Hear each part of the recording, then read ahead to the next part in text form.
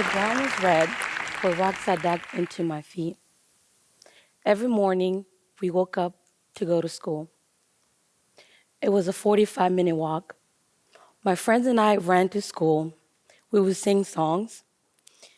Niwambere, Yesu, niwambere.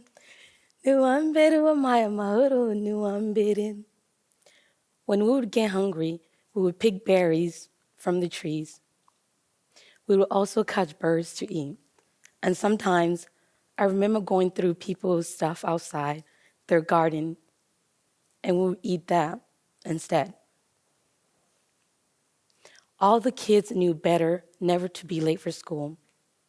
Because if they did, you would get whacked on your butt, hit on the soles of your hands, the soles of your feet, even your backs.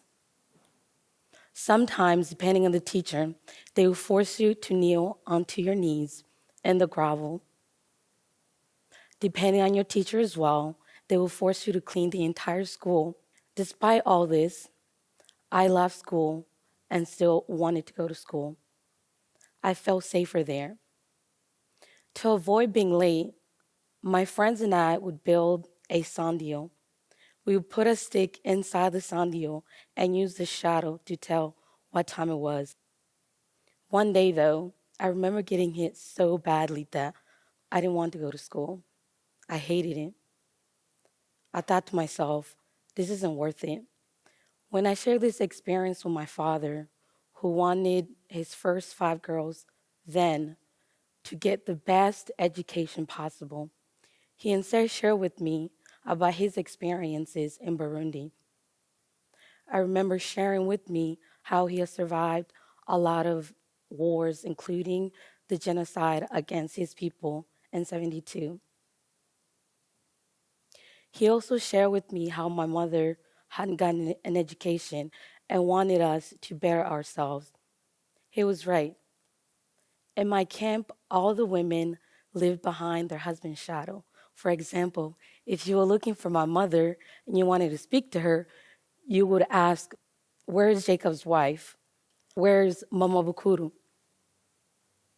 I didn't know my own mother's name until back in 2007 when we relocated to Newburgh. As a result of taking his advice, I started taking school very seriously. I remember in the 2nd grade, I became the 2nd person in the entire class. Every year, after everybody has taken their exams, the teacher would count the scores and would bring the parents together and the students and read to them who was the first student, who was the second, and so forth. I remember getting a cup and a plate. I was even given treats in my honor. Unbeknownst to me, in 2004, then the president had called all of the Burundians living across other refugee camps in Tanzania to return home. My parents panicked. At this time and place, we did not have a place to call our own. They also had too many children to be going back and forth if there was a war to break out. So instead, they tried to find other opportunities that would allow us to leave the camp. My father even learned English, so he'd be the first one to share with us that we'll be coming to America. After many screening, we finally got word that we could come to America. We arrived in Newburgh in 2007, in the summer of 2007. Right away, things were difficult. I didn't know English, my siblings didn't know English, and we were a little homesick. In the 6th grade, I took an exam which placed me in the 6th grade, and I began my studies. I was 10 years old. I learned English through watching PBS Kids, Turbo TV, and or reading other books from the library. I took this same enthusiasm to high school and maintained perfect grades. When I was a 10th grader, however, As I was scrolling down a computer, I remember noticing a Black woman dressed in my attire. Right away, I was intrigued by the article. When I pulled up the article, I found out that this woman, Teresa, had been breaking child marriages in Malawi. Due to the lack of resources and poverty, a lot of parents from Malawi were compelled to give their children away for marriage. Some of these girls were as young as 12, 13, and 14. I took it very personally.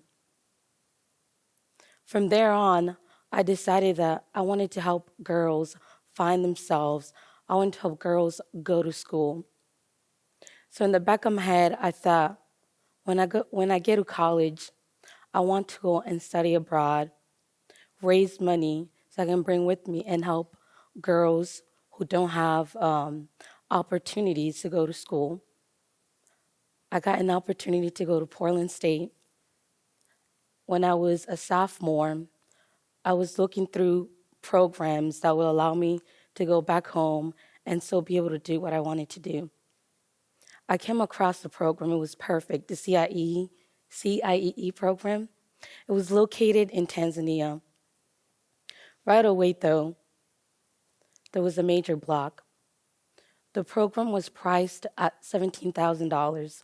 Prior to that, I had never seen or even heard that kind of money. I didn't know how I was going to get it. But right away, though, I was determined to do this. I was not going to let that 17 grand be in the way of my dream. So I applied for a job at the airport and worked full-time, and also took a job with Ross. So I was working 2 jobs and minimum wage.